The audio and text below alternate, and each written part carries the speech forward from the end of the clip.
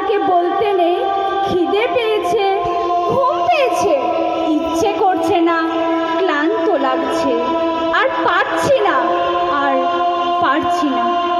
আমি সেই মেয়েটি যে গত কোনো শতাব্দীতে 5 বছর বয়সে মালা দিয়েছে গঙ্গা যাত্রীর গলায়, কুলীন ব্রাহ্মণের 365তম স্ত্রীর অন্যতমা হয়ে স্বামীর গর্ভে হয়েছে গর্ভিণী।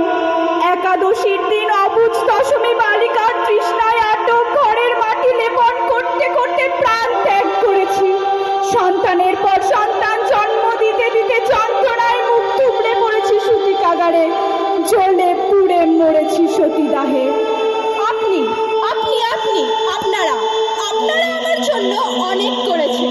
সাহিত্যে, কাব্যে, শাস্ত্রে, লোকাচারে আমাকে মা বলে পুজো করেছেন, প্রকৃতি বলে আদিক্ষেতা করেছেন, আর শহরগঞ্জের কানাগলিতে ঠোঁটে রং মাখিয়ে কুপি হাতে দাঁড় করিয়ে রেখেছেন। হ্যাঁ, আমি সেই মেয়ে। একদিন হয়তো হয়তো একদিন হয়তো অন্য কোনো একদিন আমার সমস্ত মিথ্যে পোশাক ছুঁড়ে ফেলে দিয়ে আমি হয়ে উঠব সেই অসামান্যা।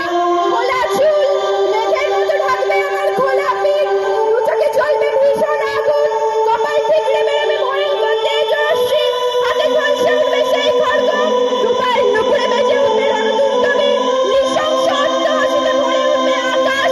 দেবতারা আতঙ্কে স্তব্ধ হয়ে বলতে থাকবে, মহামেঘ প্রবং ঘোরং মুক্ত কেশিং চতুর্ভুজং কালিকাং দক্ষিণাং মুন্ডমালা বিভূষিতং। বিভৎস দাবানলের মতো আমি এগোতে থাকবো, আর আমার এগিয়ে যাওয়ার পথের দুপাশে মুন্ডহীন অসংখ্য দেহ ছটফট করবে।